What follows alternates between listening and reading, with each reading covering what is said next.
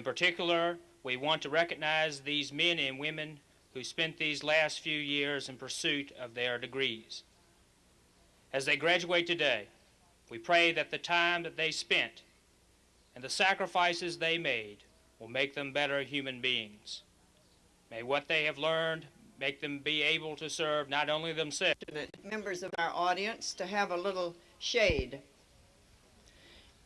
I don't know why it was necessary for summer to come with such a vengeance on this day, but I've been told it's 96 degrees, so my advice is think cool.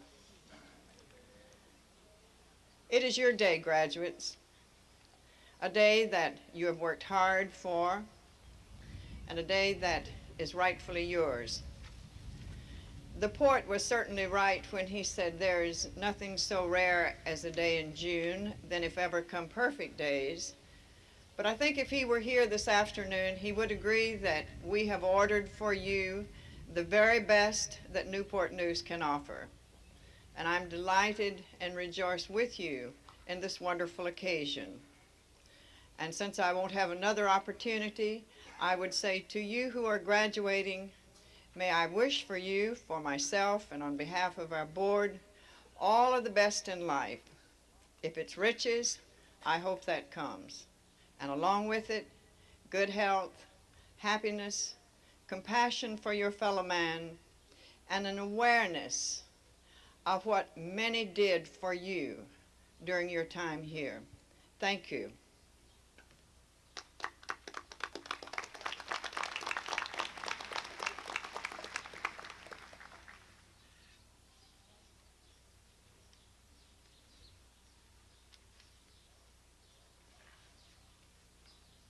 On behalf of the board and the faculty, it's my pleasure twice a year to be here with you to commemorate this very, very important occasion. As a preliminary to the ceremony, I would like to make sure that we give special recognition to those individuals who are the public stewards of this institution and who represent the citizenry of the Commonwealth of Virginia as the Commonwealth overlooks the education of its citizenry.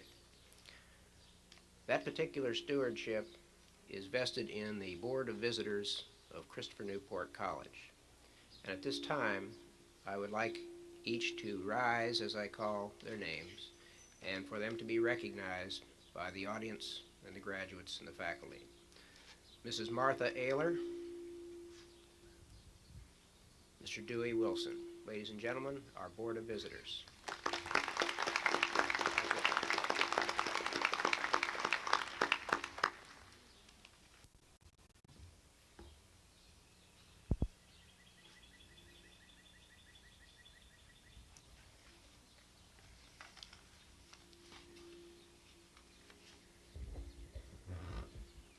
Through the generosity of the family of the late Dr. William Wolfe, a member of the English department at Christopher Newport College at the time of his death, a scholarship has been established to recognize an individual each year who best reflects the ideals that Bill Wolfe represented for all of us. He embodied the excellence of scholarship that we all aspire to. He stood as an example to his students. And it is appropriate today, I think, that the second winner of the Wolfe Scholarship happens to have been one of his students. So I'd like you to join in recognizing Ms. Christine Seifert.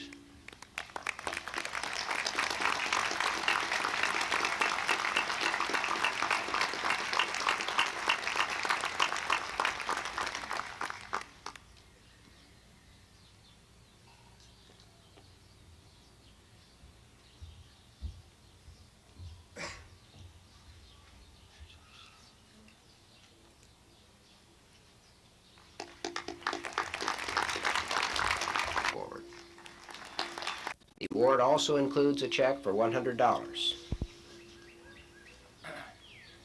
This year, the award goes to Susan Margaret White. She come forward.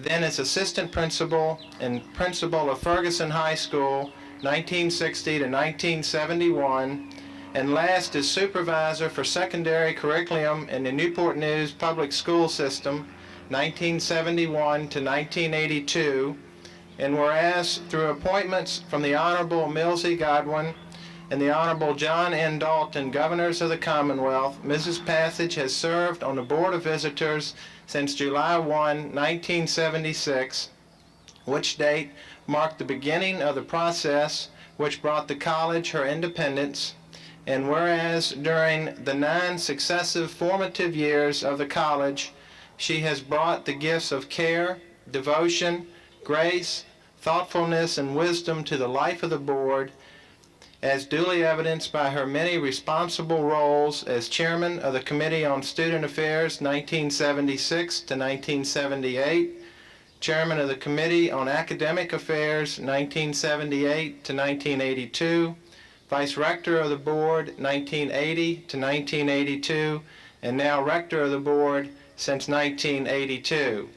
Be it therefore resolved that the Board of Visitors does award her the Christopher Newport College Distinguished Service Medallion in recognition of and gratitude for her excellence as an educator, leader, and person, and that the medallion be presented her on the occasion of the graduation ceremony, May 20, 1984. Mary?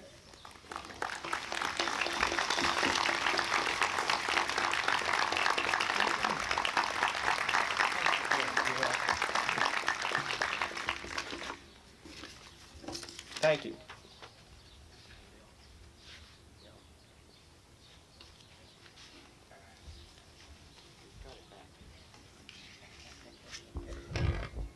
Good afternoon. The impressive career of our speaker today warrants far more consideration than even we have time for. He has been President and Chief Executive Officer of Newport News Shipbuilding for the past 5 years. He holds a BS degree in mechanical engineering as well as an MBA. He's had more than 30 years' experience in manufacturing, primarily in the production and marketing sides of the business, with American Brake Shoe, Joy Manufacturing, Whirlpool, and 2 of Tenneco's major divisions. Before coming to Newport News, our speaker was Executive Vice President of J.I. Case, where he had responsibility for the engineering, manufacturing, and marketing of all agricultural and construction equipment products in North America. He was also the chairman of a company in Germany. Under his aegis, the shipyard has regained its leadership position in the industry. The company is thriving at the time when the industry is in a slump. He has brought new and fresh ideas to the yard, ideas that work, ideas that even after 5 years remain new and make us think again and think again anew. He has had an enormous impact on the education and cultural life in this community. For example, he was the catalyst in the organization of the Junior Achievement on the Peninsula. Just this month, he was awarded the Chester W. Nimitz Award for Leadership by the United States Navy League, and the Chase Award by the Virginia Association for Cooperative Education. I know he will hold your attention. Please welcome Ed Campbell.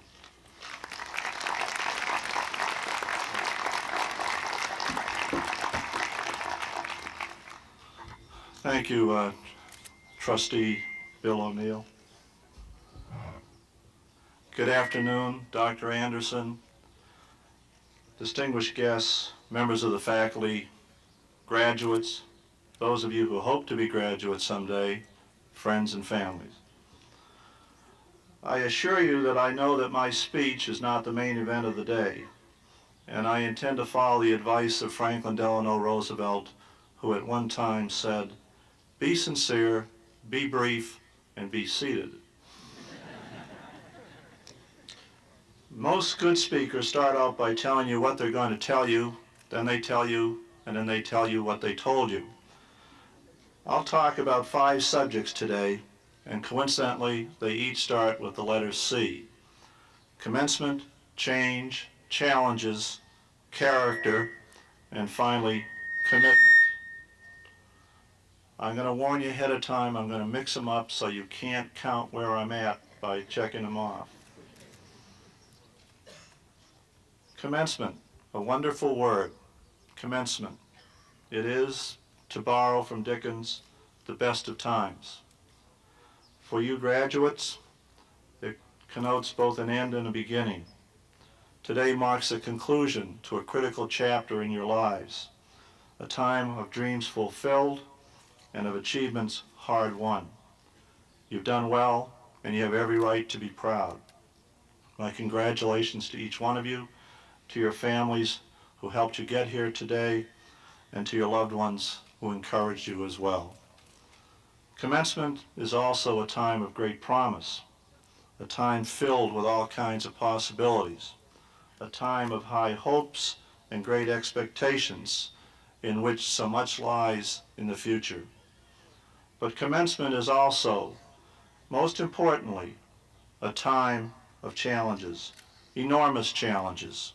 And the greatest of these challenges to you today is change.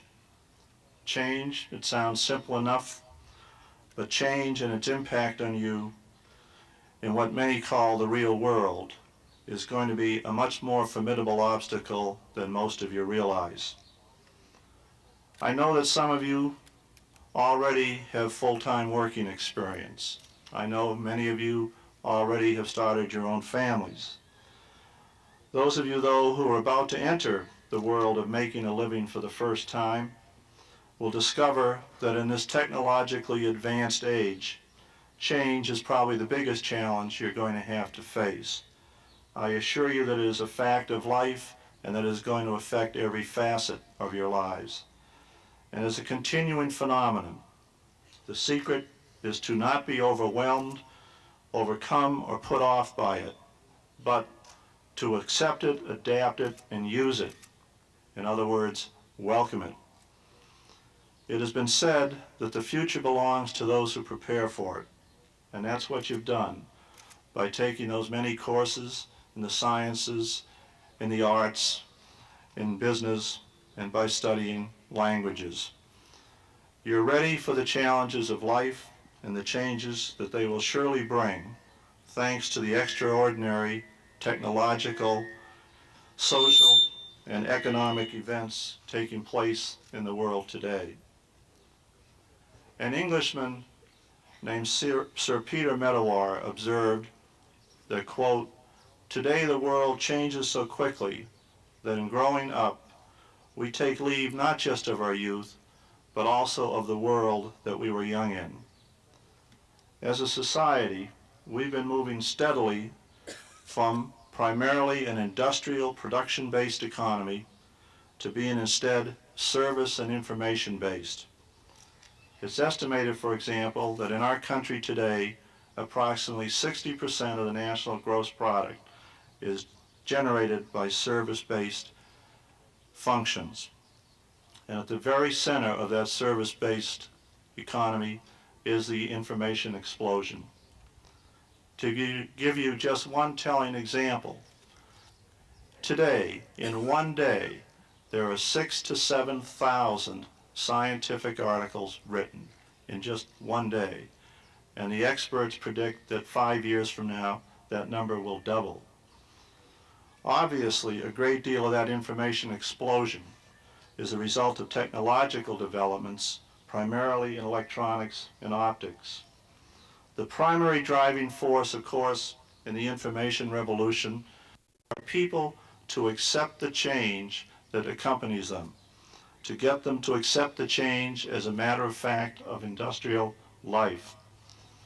It used to be that when a student finished his formal education, or when a young apprentice received his journeyman's award, he thought that there was little or nothing left to be learned.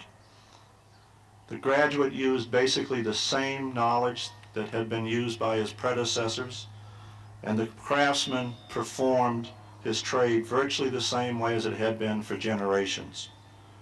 But I'm sure you know better than that today. People can't and don't work this way anymore. These days, in any corporation, any job can and indeed must be able to change quickly to adapt to new circumstances. While I'm on the subject, at least alluding to computers, it's an appropriate time for me to announce to you and to the administration of your college that Newport News Shipbuilding is pledging a gift today of $50,000 to Christopher Newport College and its new Computer Science Center.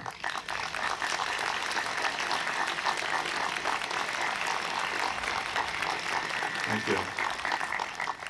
This gift is being made in the memory of the late F. Hunter Creech, former Vice President and General Counsel of our company, a longtime member of your college's Board of Visitors.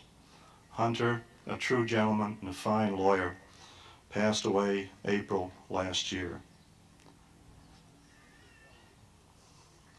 He was a man who would tell you that your challenge is to take advantage of this great information explosion that I've described and to resolve to make learning a lifelong process.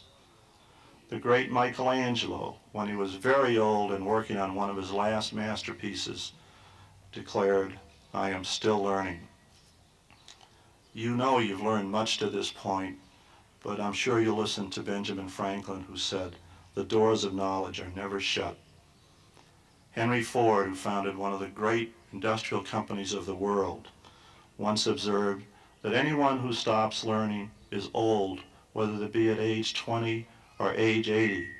And anybody who keeps learning is of more value progressively, despite whatever his or her physical capability might be. Whatever your course of study here at Christopher Newport, I'm certain you've been well exposed to the humanities. The value of the humanities seems to be questioned frequently in these fast-paced technological times. But it is the humanities that have made man superior to other earthly creatures. We have the power to think. We possess the ability to know right from wrong, and we have the responsibility to choose. It is the humanities which have produced our great artists, writers, philosophers, and most of our distinguished statesmen.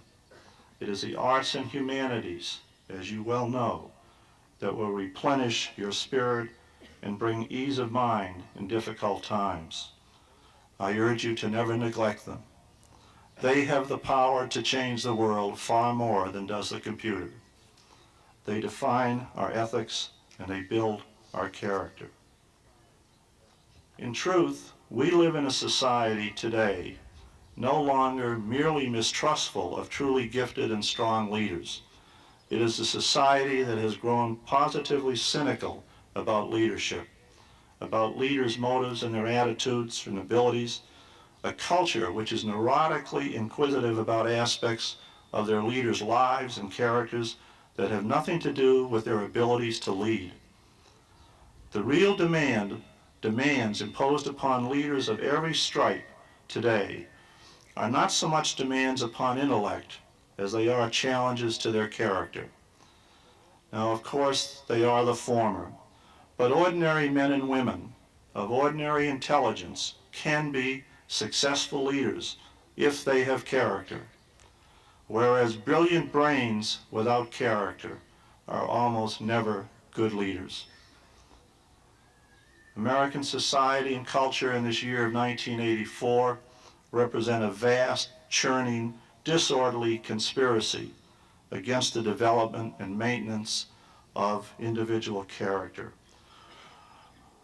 We stimulate, we reward notoriety, celebrities, displays, and material aggrandizement. The evidence is everywhere. Successful leadership, in my book, demands the habitual commitment to trying to see things as they really are, and to try to call them what they really are, to search ruthlessly for the detailed, objective truth of the matter at hand, for accurate diagnosis. A good leader may ignore the odds, but he's a fool if he ignores the evidence. Seeing things as they are, unpleasant or not, is the first step in leading to change them in keeping with your mission. If as a consequence of your acts, success is not achieved, you and a good leader do not shirk responsibility.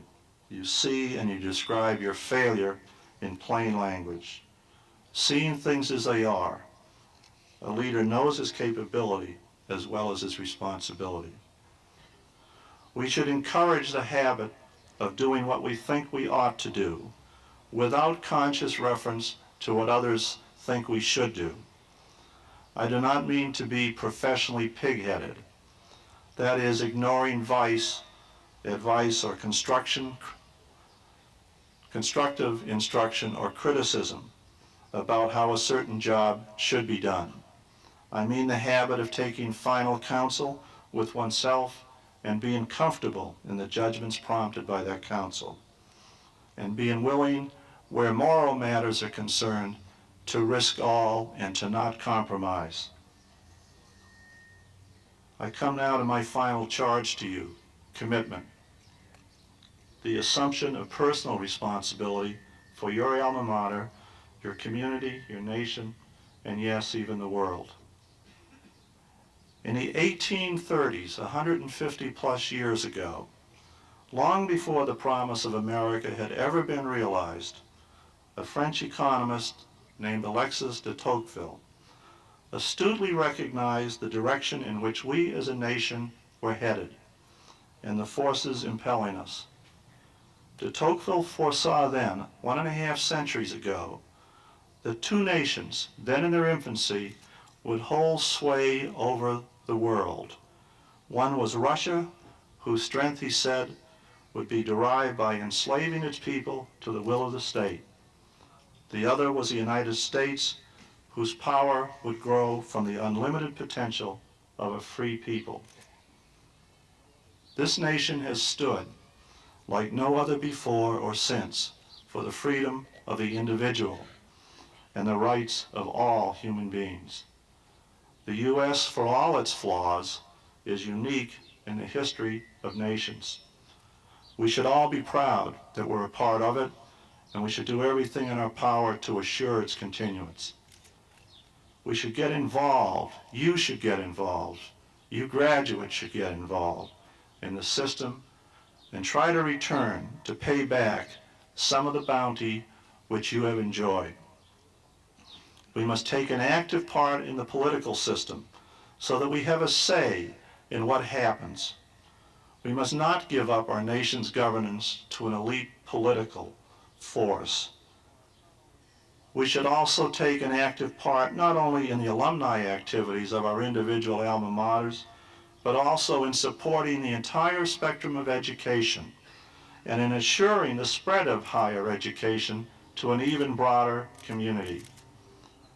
The future of this nation and its impact on world affairs and international security will depend on the American people, people like you, and whether or not you choose to become actively involved in government, invigorated in the spirit of service, and infused with a more elevated sense of America's destiny. The future does indeed lie with you. I'm confident that you're going to meet the challenges that the future brings, and that you will preserve and build this community and secure this nation for future generations. I've talked to you about the 5 C's. I've attempted to be sincere, somewhat brief, and it's now time to be seated. Congratulations and Godspeed to you, one and all.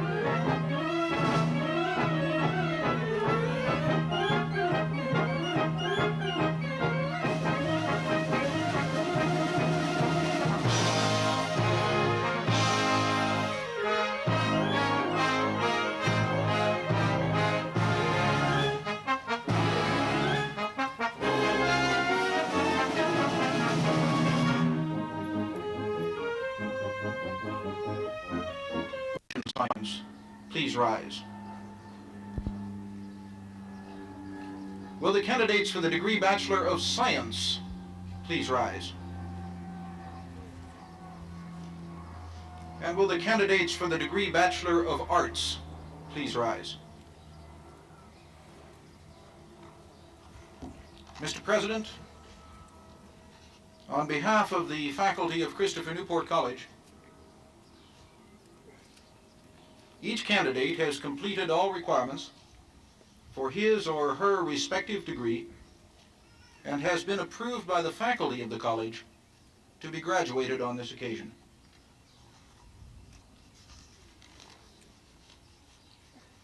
Thank you. By virtue of the authority vested in me by the Board of Visitors of Christopher Newport College, I confer upon each of you your respective degree and honors earned therewith. Move your tassels.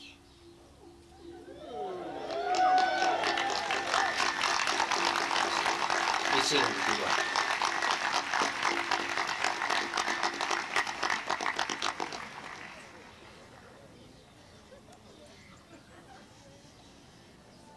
For the time at which your graduate will be coming across the stage, and that you be as fleeting as the event itself in recording it on film.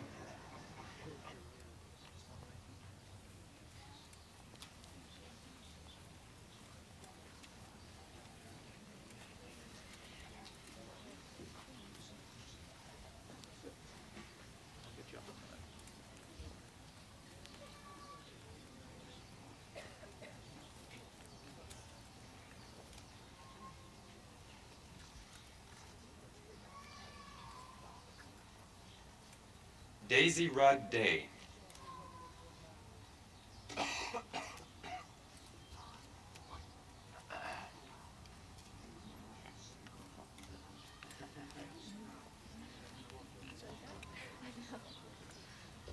Terry M. Edwards.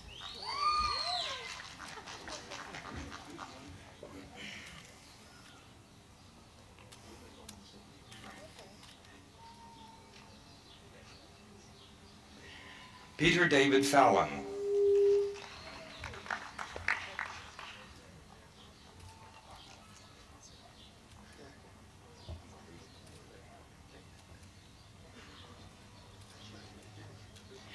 Donna Mary Ferguson, magna cum laude, graduated with departmental honors in Spanish.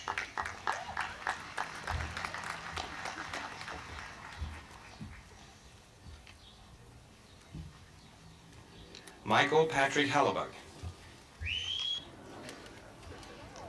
George Kendall Kellum, recipient of both the Zertifikat Deutsch als Fremdsprache and the Mittelstufe-Zertifikat presented by the Cultural Attaché to the Embassy of the Federal Republic of Germany.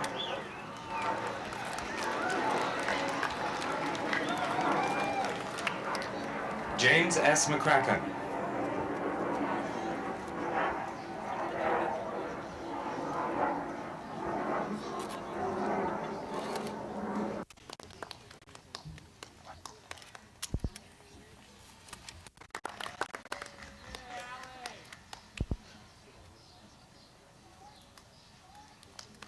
Gregory Bain Getz.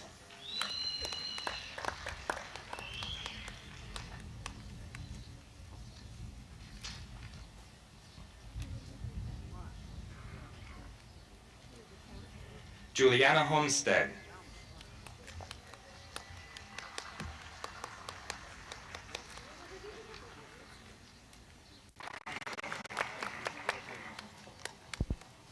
David Michael Powell, magna cum laude.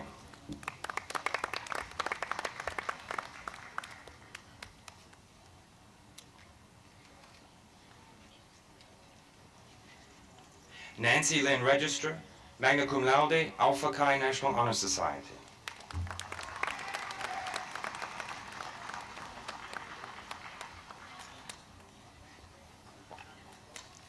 Rebecca Lynn Rice, magna cum laude, Alpha Chi National Honor Society.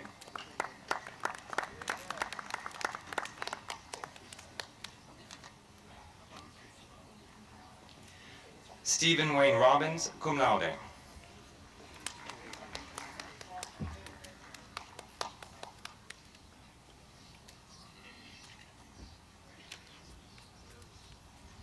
Judy B. Teagle.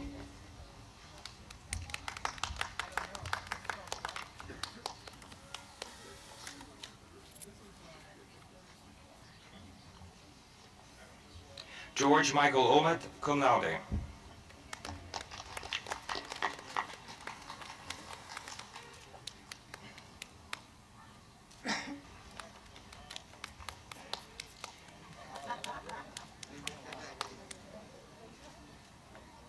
Departmental Honors in Computer Science, Alpha Chi National Honor Society.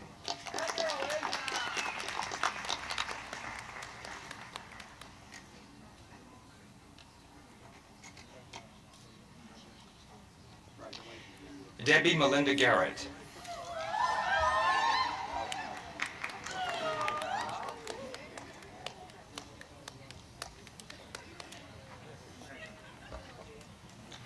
James Edward Lashbrook.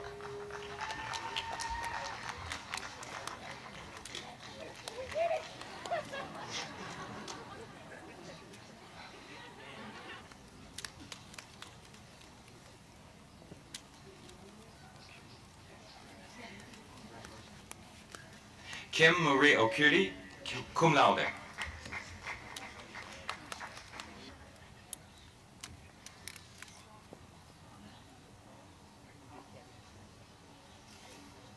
Kathleen T. Shippey, magna cum laude, Alpha Chi National Honor Society.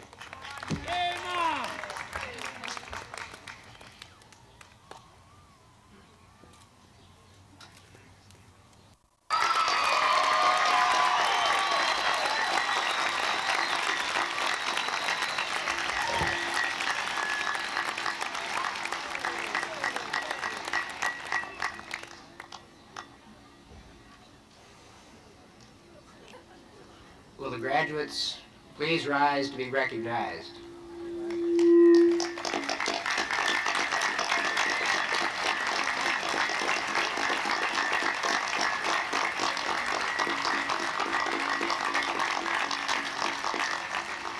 Thank you.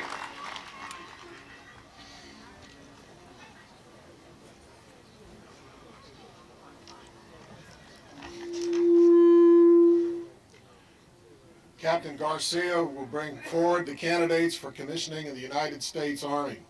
They are Richard T. Abel, Gary L. Bigness, Eric R. Kreiner, Catherine E. Pace, Mark B. Roberts, Brian D. Murphy. Ladies and gentlemen, I hope that you share my pride in these students as they come forward to commit themselves through their oath of office to this great nation of ours. Not only are they students graduating from Christopher Newport College, they are also taking their places in our society by serving the nation as lieutenants in the United States Army. They will represent you in the defense of the nation. They have been trained, nurtured, and prepared for this responsibility here at Christopher Newport College by your professors. In your Reserve Officer Training Corps program, your representatives in a democratic society. The commissioning ceremony that you are about to witness is a marriage. In it, these students commit themselves to this nation and to you, its citizens. They will take an oath of office in which they agree to make whatever sacrifices are necessary to support and defend the Constitution of the United States and to guarantee our right to life, liberty, and the pursuit of happiness. For our new lieutenants, this is a commitment by the individual to the nation. I know that they have been well prepared and that they willingly take this oath of office to serve in an altruistic endeavor that has its purpose a selfless service to mankind, to you, and to our nation. I will now administer the oath of office. However, in order that you can hear the oath, I will read it facing you. Please raise your right hand and repeat after me. I, and state your full name. I, Robert, Having been appointed an officer in the Army of the United States, having been appointed an officer in the United States, in the grade of second lieutenant, in the grade of second lieutenant, do solemnly swear do solemnly swear that I will support and defend the Constitution of the United States that I will support and defend the Constitution of the United States against all enemies, foreign and domestic, against all enemies, foreign and domestic, that I will bear true faith and allegiance to the same, that I will bear true faith and allegiance to the same, that I take this obligation freely that I take this obligation freely without any mental reservation or purpose of evasion, without any mental reservation or purpose of evasion, and that I will well and faithfully discharge the duties of the office upon which I am about to enter. and that I will well and faithfully discharge the duties of the office which I am about to enter. So help me God. So help me God.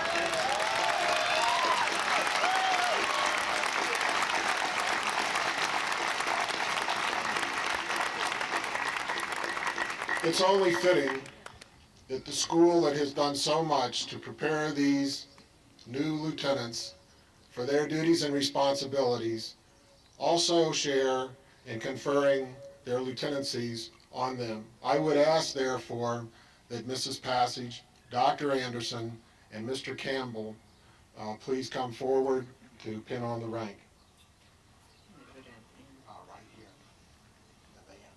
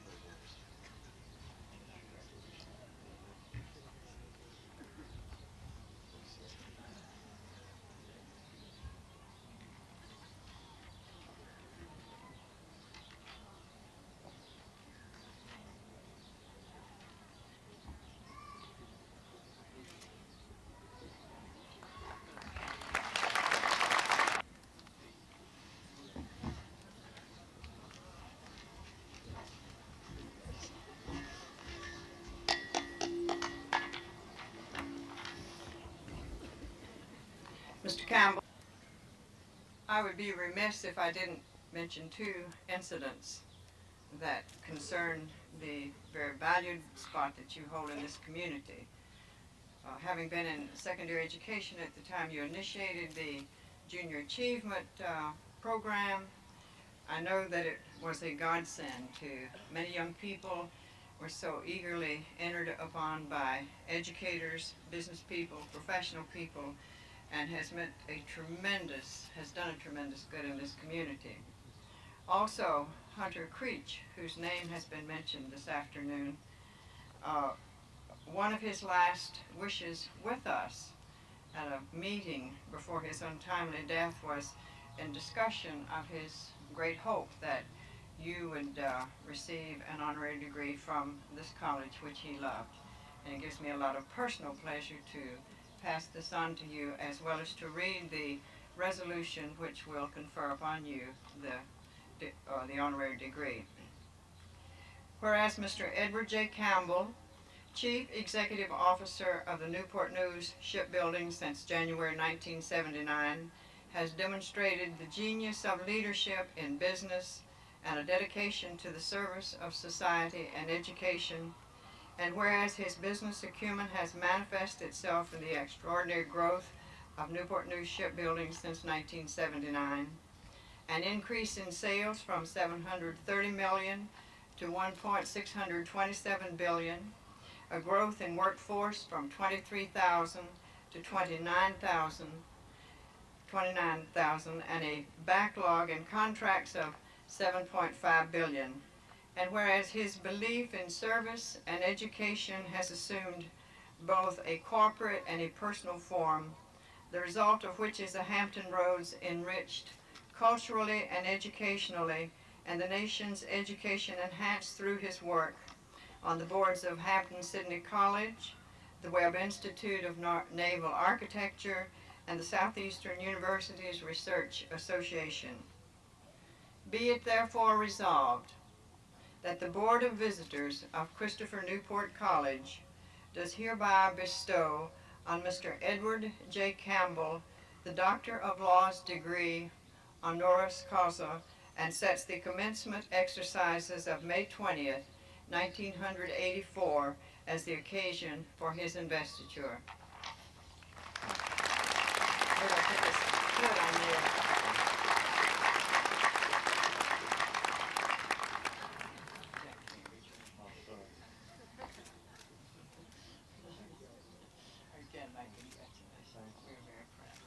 Thank you one and all. It's a great honor and I deeply appreciate it.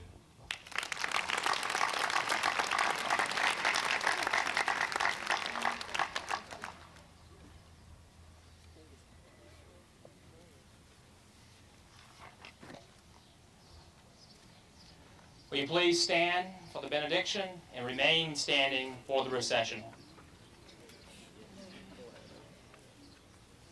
The Lord bless you and keep you. The Lord make his face to shine upon you and be gracious to you.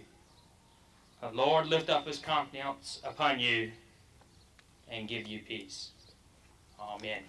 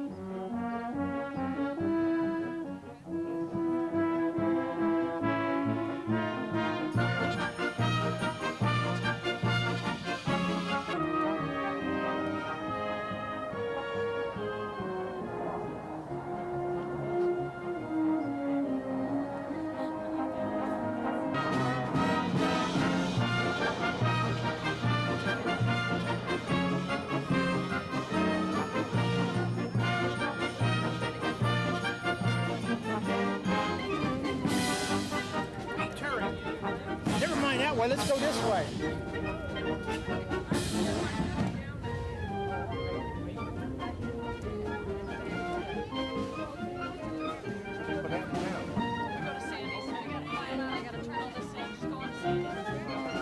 So you get a picture of her.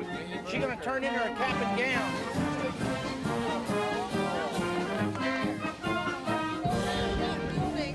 Where we march into.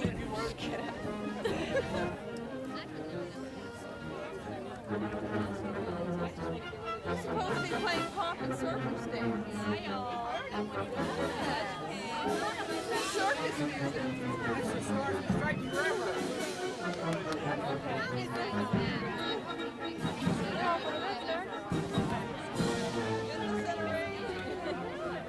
They're coming over to the gym.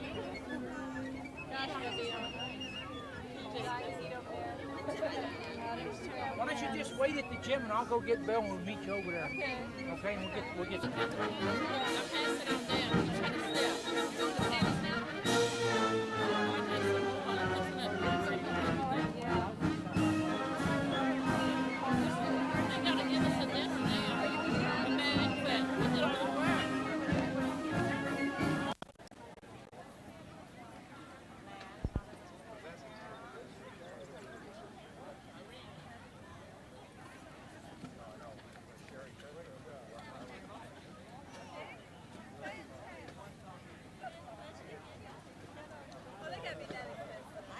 I'm afraid that's just...